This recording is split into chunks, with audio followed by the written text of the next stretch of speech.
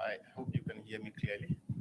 My name is Wisdom Akurugu. I'm a PhD student at the University of Cape Town, and I will be presenting to you genetic determinants of adrenocorticotropic hormone resistance in asthmatic children who are on corticosteroid. I guess most of you might have heard or seen one being affected by asthma, which is a chronic disease affecting millions of people across the world. The map on your left indicates the spread of asthma across the globe. And on your right is specifically the prevalence of asthma in South Africa among children who are aged 13 to 14 years. Now, in the management of asthma, the most important and potent medications that are used are the inhaled corticosteroids and nasal steroids. Now, these medications, however, can lead to a side effect, which we call hypothalamic pituitary adrenal axis suppression, which is HEPAS. Now, these medications are numerous of them. Many are in the market for use.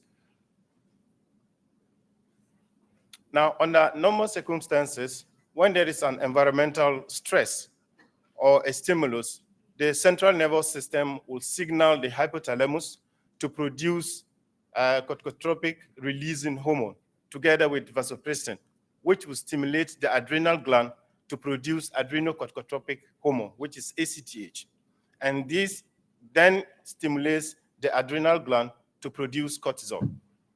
Now, when cortisol levels rises, you have what we call a negative feedback indicated by the red arrows to the pituitary and the hypothalamus to reduce the signals.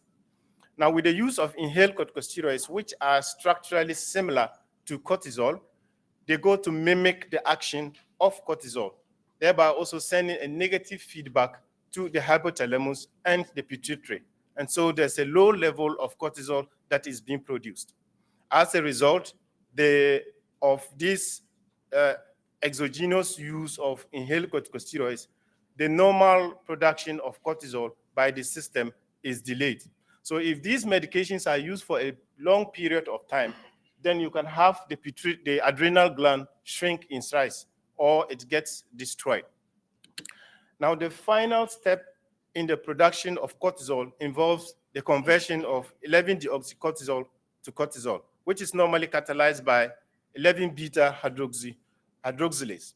Now, this step can be inhibited by the use of the compound meteropone.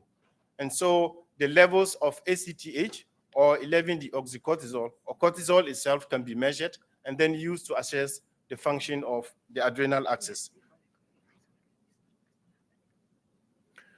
Now, there are times where you also have high levels of ACTH, which are expected to stimulate the adrenal gland to produce cortisol. However, the adrenal gland does not respond to the presence of this ACTH. This could be as a result of abnormalities in the adrenal gland or mutations in genes that are in the pathway of the axis. Now, these two, which is the hypothalamic pituitary adrenal axis suppression, is a side effect, while this ACTH resistance could be an abnormality. What is important here to note is that both of them share similar clinical symptoms.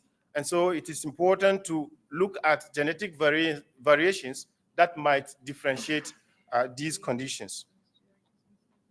So my aim of this was to identify genetic variations that may predict ACTH resistance or some protection against resistance. So as an overall methodology, this was a cross-sectional study involving 96 asthmatics. And after administering the meteropone, the clinical samples were collected, which includes adrenocorticotropic hormone and then cortisol.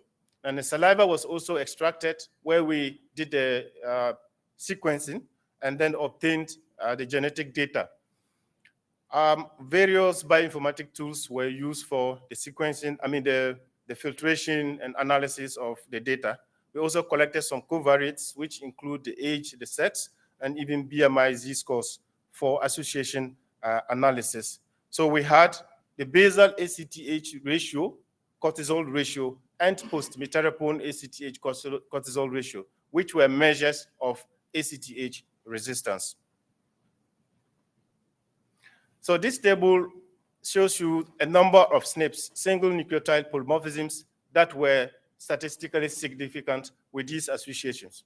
The first two SNPs were the beta values, which are actually the effect sizes, were positively associated with ACTH resistance.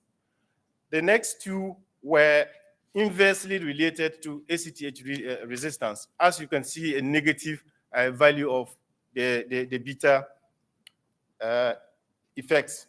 The last two, you can see that for the basal ACTH ratio, the beta values were positive, while the post-miterapone ACTH ratios, the beta values were negative. And so we couldn't conclude as to whether they were resistant or protective against adrenal suppression, ACTH resistance. This box plots just gives you, compares the mean values among the various genotypes of each SNP. So those that are in green are the homozygous wild-type individuals. Those in blue are the heterozygous, and then those in orange are the homozygous wild-type. The red horizontal lines represents the confidence interval of the mean values, which are represented by the red dots in the middle and displayed as numbers above. So for adjacent box plots, which do not overlap each other, it means that the mean values are statistically significant.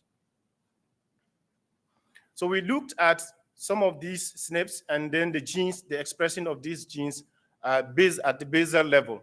Now you can see that the number of them are highly expressed, especially across the three organs of interest: the adrenal axis, the adrenal gland, the hypothalamus, and the pituitary.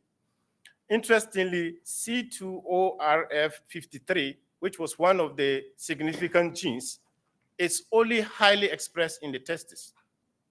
Now, interestingly, we then wanted to look at, if it is only expressed in the testes, what could be the sex difference in terms of this? We realized that comparing the males and the females, the SNP became insignificant for females, but the males remain significant both for basal and post-miterapone ACTH ratio. Interestingly, this gene encodes a member of the proline-rich proteins, which are generally not well characterized. However, we're suggesting that it might be a transcription factor for 5-alpha reductase, which converts cortisol to dihydrocortisol. And so there's a low levels of the cortisol. And so with high levels of ACTH, then you realize that the ratio will be a positive one, indicating ACTH resistance. The next gene is actually an integral protein to mitochondrial respiration. And mitochondrial respiration, or mitochondria in general, are known to produce cortisol in the adrenals. The zinc finger protein 668, which harbors another SNP, is important. There is impact on the HPA axis. It's not well characterized. But we know of another zinc protein, which is a cofactor that changes the glucocorticoid binding. And so we're hypothesizing that this gene might play a similar role. And so overall, these mutational dysregulations of these genes could potentially impact glucocorticoid binding, probably at the adrenal level, which is a possible, leading to possible ACTH resistance, or specifically at the hypothalamus and pituitary level, which might be, say, an apparent ACTH resistance. So to conclude, in this study, we were able to identify two SNPs which were significantly linked to ACTH resistance, and one SNP which was protective against ACTH resistance. We used about 76 samples. So we think that we need, by ion taurine sequencing. So this needs to be, the genotypes that we use for this study needs to be validated. And then we also some functional studies to actually see what are the impact of these genes in the adrenal axis, and therefore the roles of these SNPs in the ACTH resistance that we looked at.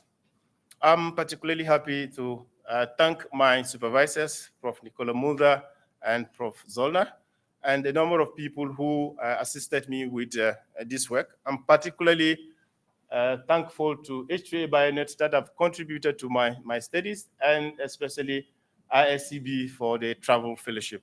And I welcome your comments.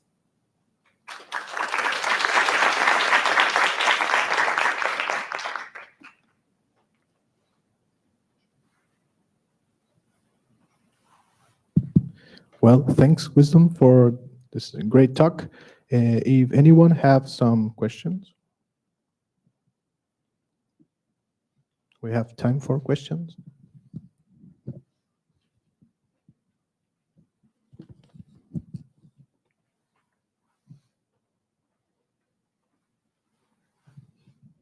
So thank you, Wisdom, for the presentation. I was wondering, do you have also plans to follow up on these SNPs that you have identified? Do you have plans to for like you have a trajectory in mind so that you can turn this into or to help the patients? Yes. So first of all, the most important thing for us that we found here was the significant differences between individuals who carry various genotypes, particularly in the box plots. So if these are validated and probably also confirmed in a different setting, then we hope that at the clinical level, individuals who come up with these medications, we genotype each of them per the SNP that we find. And then we can differentiate between which genotype this individual is having and which genotype he or she is not having. And then we can properly prescribe medications for the individuals based on that. Yes, that's clear. Thank you.